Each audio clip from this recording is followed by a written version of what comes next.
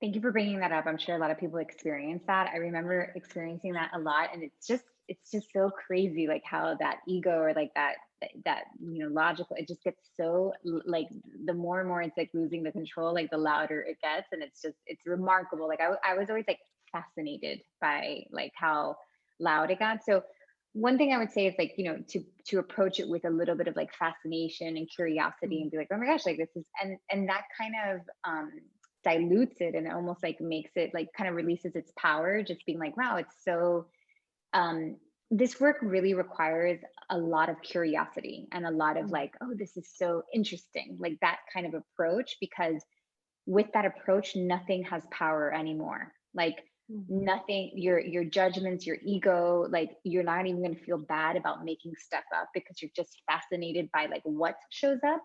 And also you have to be like audacious enough to like believe you're crazy, like believe the craziness, to like to see something and like share it with a friend or share it with a client and be like, this is the craziest shit, but I think I saw this. And that like that energy and that attitude is really it is a playful energy, which at the end of the day, the third eye is that place of imagination that was so awake when we were younger. So the Mhm. only way to get it back is to come from that place of curiosity and like awe, just like, oh my gosh, that's so crazy, it's so amazing. And that doesn't mean that you believe it or you don't believe it. It's not like you believe it as truth, you just are in awe that you experienced it.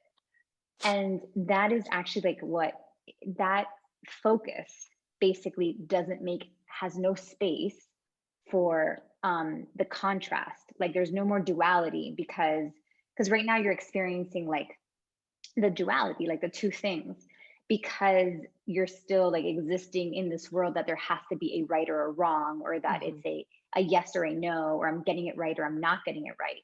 But once getting it right is not the goal anymore, and it's just simply like, this is so cool, then there is no space for the duality, and then it goes away.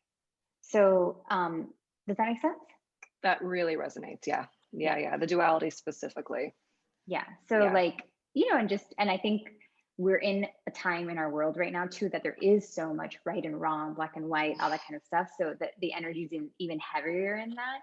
And it's easy to get caught up in that. And then it's going to come into our practice. But that's what I love about the practice. Like what you do on the mat, like ultimately, comes to like pours over into the rest of your life. So starting to see like really approaching this work as like with curiosity is going to change the game for you. I'm Awesome. still like Thank you.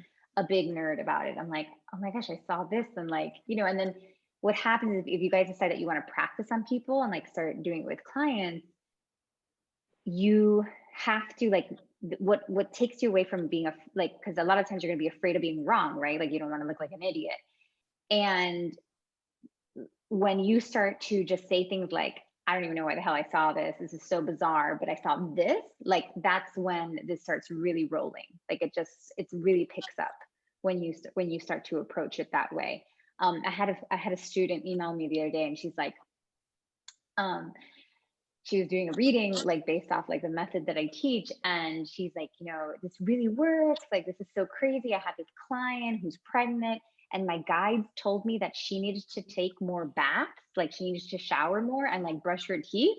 And she's like, and I thought it was such a weird message, like I was so embarrassed to share it, but I shared it. And then the client was like, can you believe that I haven't taken a shower in 2 days, or like something crazy like that.